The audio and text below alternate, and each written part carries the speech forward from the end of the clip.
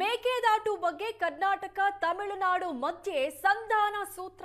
August 3ಕ್ಕೆ Karnataka Tamil Nadu ಸಿಎಂಗಳಿಂದ ಸಂಧಾನ ಸಭೆ ನಡೆಸಲಾಗುತ್ತೆ.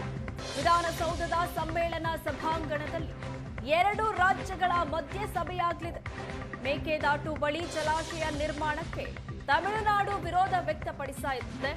ತಮಿಳುನಾಡು ವಿರೋಧ ಲೆಕ್ಕಿಸದೆ ಡ್ಯಾಮ್ ನಿರ್ಮಾಣಕ್ಕೆ ರಾಜ್ಯ ನಿರ್ಧಾರ ಮಾಡಿದೆ. ತಮಿಳುನಾಡು ಸರ್ಕಾರದ ಜೊತೆ ಮಾತುಕತೆಗೆ ಕರ್ನಾಟಕ ಮುಂದಾಗಿದೆ. ತಮಿಳುನಾಡು ಸಿಎಂಗೆ ಕರ್ನಾಟಕದಿಂದ ಸಭೆಗೆ ಅಧಿಕೃತ ಆಹ್ವಾನವನ್ನ ನೀಡಲಾಗಿದೆ. ಆಗಸ್ಟ್ 3ಕ್ಕೆ ಬೆಂಗಳೂರಿಗೆ ತಮಿಳುನಾಡು ಸಿಎಂ ವಿಜಯ್ ಬರಲಿದ್ದಾರೆ. ಸಂಧಾನದ ಮೂಲಕ ವಿವಾದಕ್ಕೆ ಪರಿಹಾರ ಕಂಡುಕೊಳ್ಳಲು ಪ್ರಯತ್ನ ಮಾಡಲಾಗ್ತಾ ಇದೆ. 3ನೇ ತಾರೀಕು ಈ ಬಗ್ಗೆ ಸಭೆ ನಡೆಯಲಿದೆ. ಈ ಸಭೆಗೆ ಬರುವಂತೆ ತಮಿಳುನಾಡು ಸಿಎಂಗೆ ಆಹ್ವಾನವನ್ನು ನೀಡಲಾಗಿದೆ. ಇನ್ನು ಬಗ್ಗೆ ಹೆಚ್ಚಿನ ಡೀಟೇಲ್ಸ್ ಕೊಡ್ತಾರೆ ನಮ್ಮ ಪ್ರತಿನಿಧಿ ವಿದ್ಯಾ. ಮೇಕೆದಾಟು ವಿಚಾರ ಅನ್ನುವಂಥದ್ದು ಸಿಎಂ ಡಿಕೆ ಶಿವಕುಮಾರ್ ಅವರು ಸಿಎಂ ಆಗೋಕ್ಕೂ ಮುಂಚೆಯಿಂದಾನು ಸಾಕಷ್ಟು ಪ್ರೊಟೆಸ್ಟ್ ಅನ್ನ ಮಾಡಿ ನಮ್ಮ ಮೇಕೆದಾಟನ್ನ ನಾವು ಕಟ್ತೀವಿ ಅನ್ನೋ ತೀರ್ಮಾನಕ್ಕೆ ಬಂದಿದ್ರು. ಆದ್ರೀಗ ಈ ವಿಚಾರ ಮುನ್ನೆಲೆಗೆ ಬಂದಿದೆ. ಈಗ 3ನೇ ತಾರೀಕು ಮೀಟಿಂಗ್ ಆಗ್ತಾ ಇದೆ. ಅದ್ರ ಬಗ್ಗೆ ಹೆಚ್ಚಿನ ಡೀಟೇಲ್ಸ್ ಕೊಡೋದಾದ್ರೆ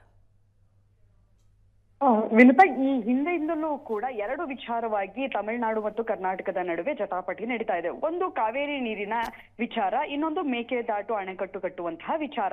ಅದೇ ಸೇರಿದಂತೆ ಸಾಕಷ್ಟು ರಾಜ್ಯಗಳ ಜೊತೆ ವಿವಾದಗಳು ಇದ್ದೇ ಇದೆ. ಸೊ ತಮಿಳುನಾಡು ಸಿಎಂ ಆಗಿರುವಂತಹ ಜೋಸೆಫ್ ವಿಜಯ್ ಅವರು ಈ 15 ದಿನಗಳ ಹಿಂದೆಯಷ್ಟೇ ಸಿಎಂ ಡಿಕೆ ಶಿವಕುಮಾರ್ ಅವರಿಗೆ ಒಂದು ಪತ್ರವನ್ನ ಬರೆದಿದ್ರು. ನಾನು ನಿಮ್ಮೊಂದಿಗೆ ಚರ್ಚೆಯನ್ನ ನಡೆಸಬೇಕು, ಸೊ ಹಾಗಾಗಿ ದಿನಾಂಕವನ್ನ ಕೊಡಿ ಅಥವಾ ನಿಮ್ಮ ಫ್ರೀ ಇರುವಂತಹ ಸಮಯ ಕೊಡಿ ಅನ್ನುವಂತಹ ನಿಟ್ಟಿನಲ್ಲಿ ಅವರು ಪತ್ರವನ್ನ ಬರೆದಿದ್ರು. ಆ ಪತ್ರಕ್ಕೆ ಡಿಕೆ ಶಿವಕುಮಾರ್ ಅವರು ಪ್ರತಿಕ್ರಿಯಿಸಿ ಆಗಸ್ಟ್ 3ನೇ ತಾರೀಕು ನೀವು ಬೆಂಗಳೂರಿಗೆ ಬರಬಹುದು, ಸಭೆ ಮಾಡೋಣ ಅನ್ನುವಂತಹ ನಿಟ್ಟಿನಲ್ಲಿ ಅವರಿಗೂ ಕೂಡ ಆಹ್ವಾನವನ್ನ ಕೊಟ್ಟಿದ್ರು. ಅದರ ಬೆನ್ನಲ್ಲೇ ಈಗ ಜೋಸೆಫ್ ವಿಜಯ್ ಅವರು ಬೆಂಗಳೂರಿಗೆ ಬರ್ತಾ ಇದ್ದಾರೆ. ಆಗಸ್ಟ್ 3ನೇ ತಾರೀಕು ವಿಧಾನಸೌಧದಲ್ಲಿ ಸಭೆ ನಡೀತಾ ಇದೆ.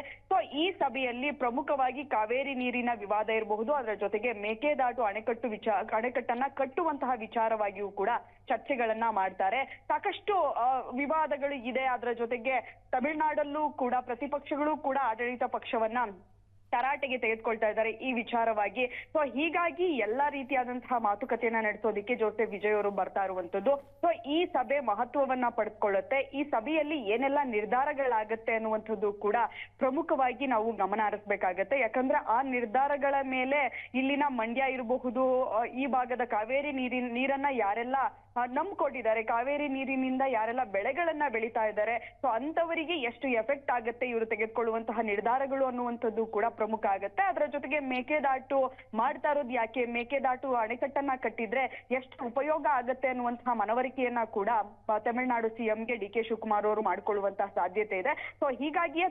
ವಿಧಾನಸೌಧದಲ್ಲಿ ಸಕಲ ರೀತಿಯಾದಂತಹ ಸಿದ್ಧತೆಗಳನ್ನ ಮಾಡ್ಕೊಳ್ತಾ ಇರುವಂತದ್ದು.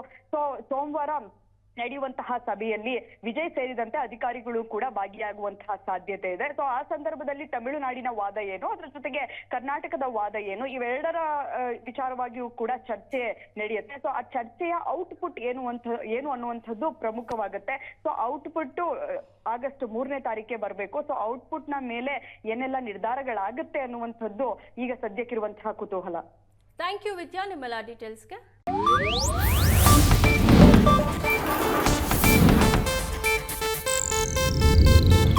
ಇದು ಏಷ್ಯಾನೆಟ್ ನ್ಯೂಸ್ ನೆಟ್ವರ್ಕ್ ಪ್ರಸ್ತುತಿ.